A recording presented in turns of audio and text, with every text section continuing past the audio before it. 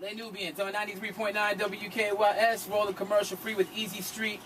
And we're talking, man, we're into a serious political conversation right now. What I find fascinating is some of the things that you said about our president and about our people in the diaspora, meaning how we're spread out, whether it be to the Caribbean, whether it be to Australia or wherever South African America. people have been spread, and we know it. We've been everywhere. Yep. I mean, there's an excellent book called "They Came Before Columbus" by Ivan Van Sertima that really breaks that down. If someone wants to find out more information about that whole movement of our people, but my thing is this: I just wish that African Americans could see the significance of our people that are not of African. I mean, of course we love Dr. King, but I mean, how come we don't know about Shaka Zulu or Queen Makeda, or how come we don't know about what's the gentleman from Haiti? Toussaint. How come we don't? I mean, we know a little bit of course we know about the Dr. Kings and the Rosa Parks, but there are a lot of people, you know, that we don't know about. And it's very obvious that you know about us, but it feels like we don't know about you. This is the tricky point. Do you feel me with that? Do you see that? Totally, and you're totally right about it. And you're totally right, but the amazing thing is that we, for example, Afropean, we know a lot about African American history, but Afropean people don't know so much about their own history. And it's funny to arrive in America and meet African American people who knows more sometimes about African culture than Afropean people. And again, it's something, you know, very political and social, you know, but I would say that French black people has been kind of cut from their roots and cut from their own history. Here, for example, in America, you have in the university the African American Studies. We don't have something similar. Right. In Europe, for example, we have African Studies. But what about the rest?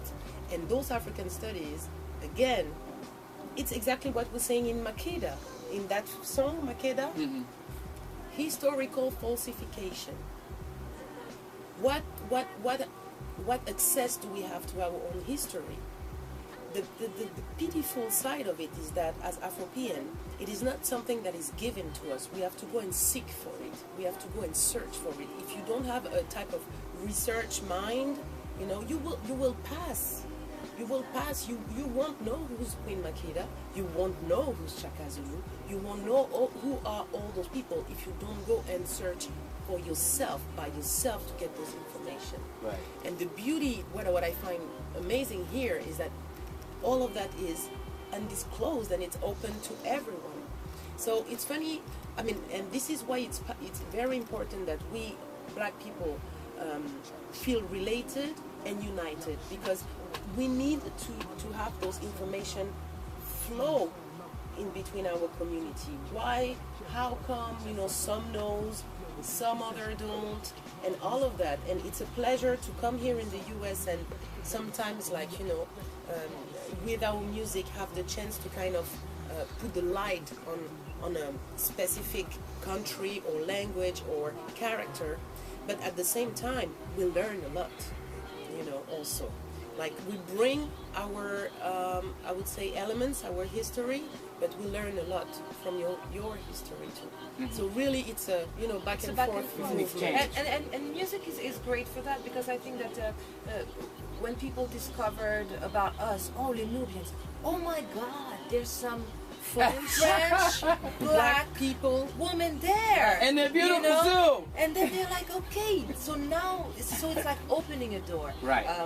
Of interest, and from that we can start the conversation and then the discussion about it. And you know, you were talking about Omar, and so that's why I think that the artists are very important in that, in opening consciousness and opening.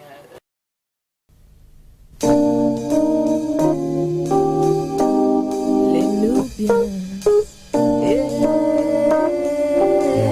Two, 1, 2. Sweetest Legend.